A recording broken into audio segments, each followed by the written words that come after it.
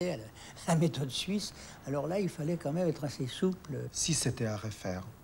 Si c'était à refaire, évidemment, comme on dit, je le referais, mais à 77 ans, je suis plus assez souple pour passer sous les barbelés de la frontière et faire tout ce que j'ai fait. C'est absolument impossible.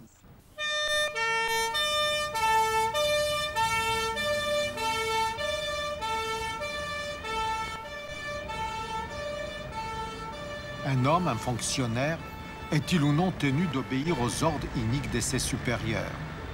Un État démocratique qui abroge les lois, les règles qui l'ont constitué, mérite-t-il encore le respect? 7 policiers de Nancy ont à l'époque apporté une réponse sans équivoque. C'est vieux papier. Comment va-t-il? Seuls Pierre-Marie et Charles Buis sont encore en vie. C'est où chez toi, C'est à où? Oh là là. Bah oui, mais tu te tombes mal à l'ascenseur, il On n'a pas dit d'habiter comme c'est de hauteur pareille. Ça va? Je me la monnaie. Bon, oui, allez. C'est comme chez toi, hein? Ouais. Elle est pas là, l'hélice? Ah, c'est des petits. Elle a la salle de chien. Pardon. Alors, il téléphone, il dit, Monsieur Marie. Ben, je dis, oui, monsieur. Alors, je dis au Pierre qui était à côté dans son bureau, je dis, viens, c'est pour toi. Alors, je lui disais qu'il y a une rafle à Paris, terrible. Alors, hein, c'est pour ça que je te le dis. Alors, hein, vis-à-vis des Juifs, mon Dieu, il faut tâcher de les prévenir et tout, hein, le plus possible. On accroche. Alors, Pierre dit, il nous a rassemblés, les 7 qu'on était. Il nous a dit, les gars, la situation est grave. Bon. Il faut une rafle terrible à Paris. Il rafle. Et puis, il nous était aux choses, hein, à quel endroit à Paris. Il les mettait avant de partir en Allemagne. Hein. On s'est arrangé, chacun son quartier, 1er, 2e, 3e, 4e arrondissement, pour les prévenir. Leur dire de s'en aller. Parce que d'ici quelques jours, vous pourrez des fois avoir la visite des Allemands qui vous barbotent. Parce qu'il faut une rafle terrible à Paris, on aurait pu... Or, il y en a qui ont compris. Alors, on leur disait, planquez-vous chez des amis, allez... Et il y en a beaucoup qui ont été chez des amis, chez des parents et tout. Et il y en a qui n'ont pas été, environ une trentaine, qui n'ont pas voulu. Ils disaient, oh, ben oui, monsieur Bouy, oui, c'est bien, mais c'est pour aller travailler en Allemagne.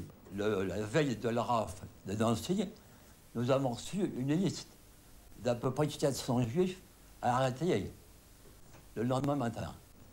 Alors, avec mes collègues, nous avons fait le pas de porte, comme on dit.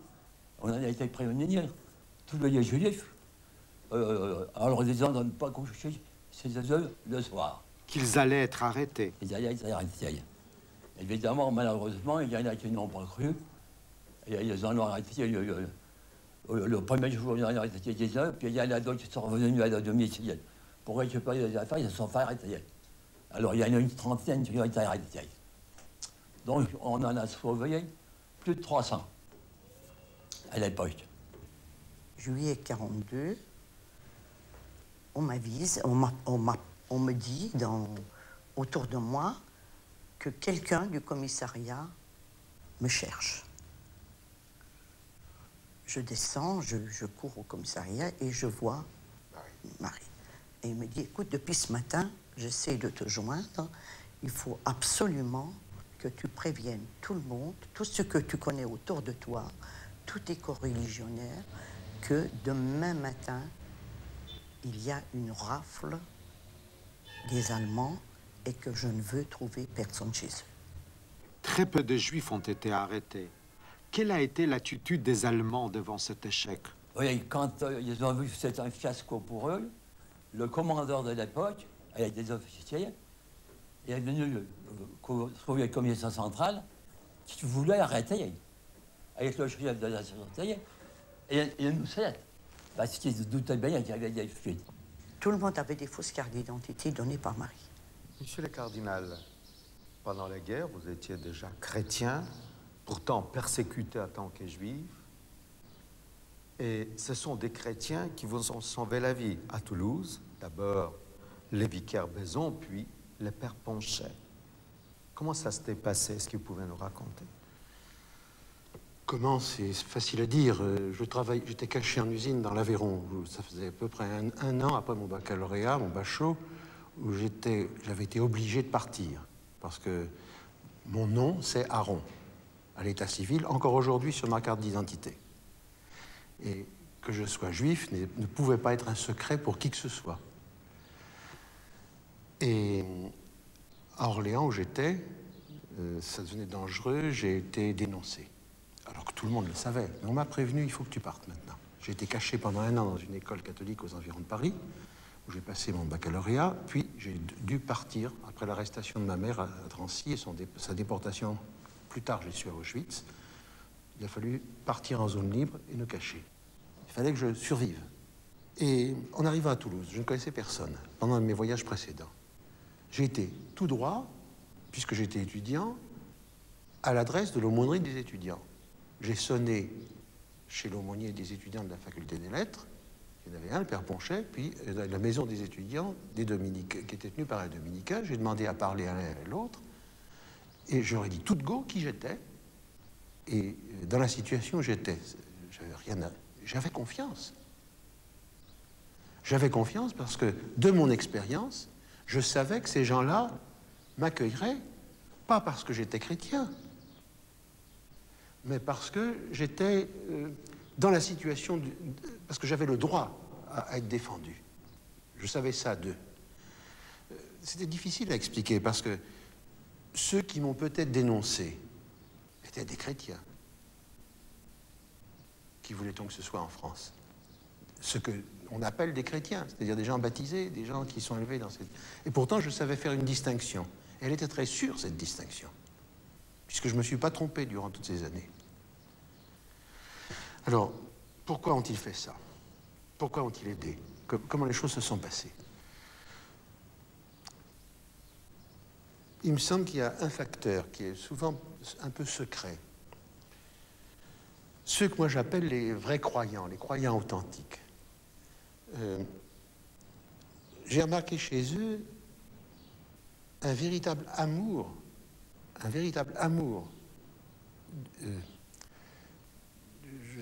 je ne sais quel mot employer, des Juifs, plutôt du peuple juif, d'Israël, je ne sais quel mot employer d'autre, mais un amour religieux.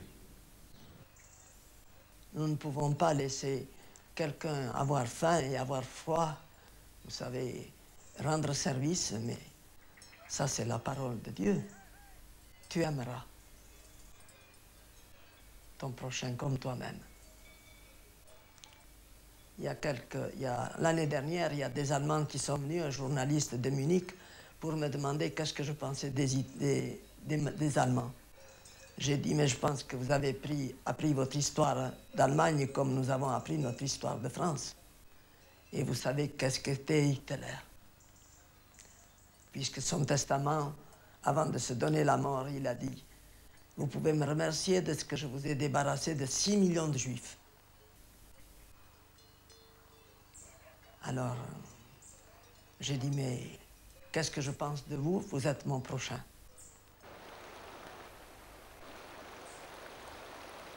Il est impossible de parler des Justes en France sans évoquer Chambon-sur-Lignon.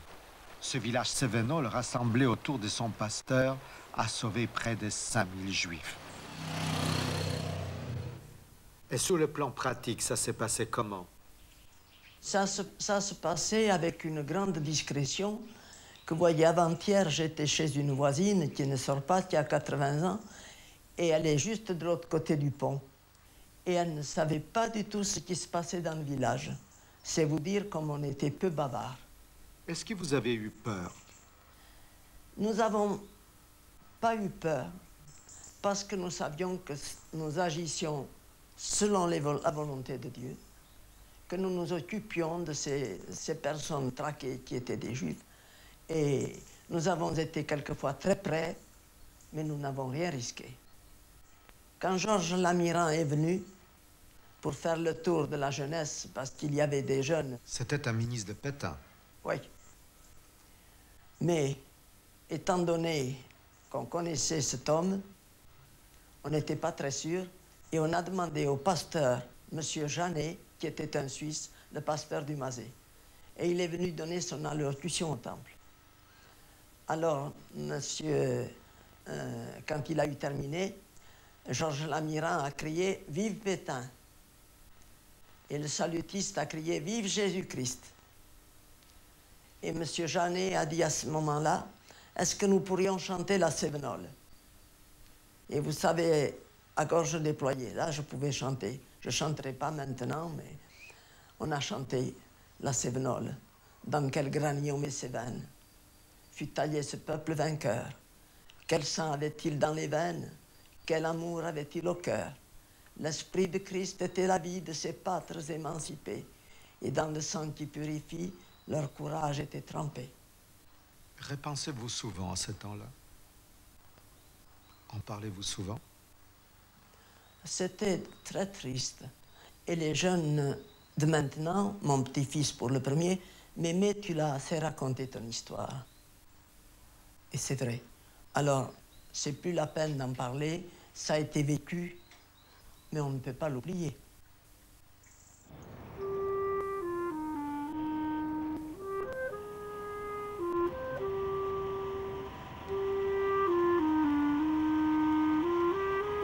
Au cours des rafles des 16 et 17 juillet 1942, désignés sous le terme vent printanier, la police française, environ 900 équipes, a arrêté 12 884 juifs, dont 4 051 enfants.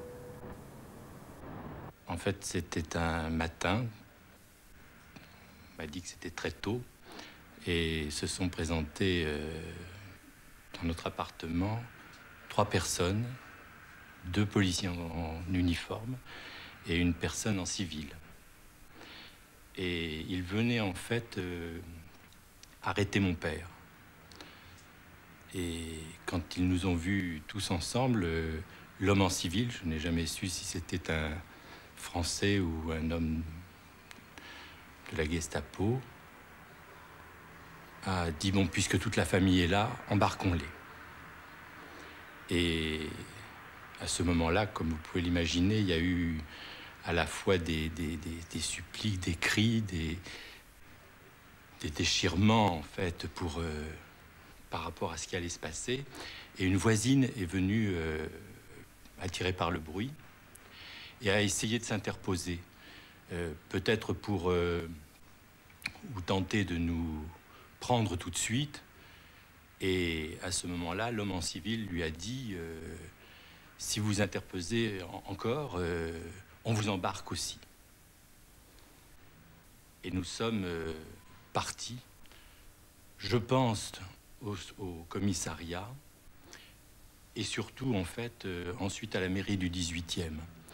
Et là, j'ai le souvenir d'ailleurs d'une femme avec un enfant dans ses bras. Et ce qu'il s'est passé, en fait, c'est qu'un des policiers, peut-être parce qu'il avait été ému, peut-être par les réactions de mes parents, peut-être aussi, et j'y ai souvent pensé, parce qu'il savait qu'en faisant l'acte qu'il allait faire, il savait que nous serions peut-être repris, en fait, par notre voisine. Il a déchiré les papiers, en fait, et il a mis « Juifs sans enfants ». Ce qui est quand même assez extraordinaire, c'est que de la rue des Islettes où nous habitions, que ce soit au commissariat et surtout à la mairie du 18e, il y a un trajet relativement important, surtout enfin, dans ces moments-là. Et ce policier donc est revenu tout de même rue des Islettes et a donc dit à notre voisine, Madame Caron, si vous voulez prendre les enfants, venez avec moi. Et je me souviens très bien quand les Allemands sont venus, enfin les Français à la solde des Allemands.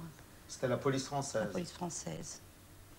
Et il devait être à peu près 23 heures approximativement. C'était vous dire la date exacte, ça serait difficile, mais c'était en octobre, vers la fin octobre 42. C'était le soir. C'était le soir. Et on a entendu crier, bien sûr, des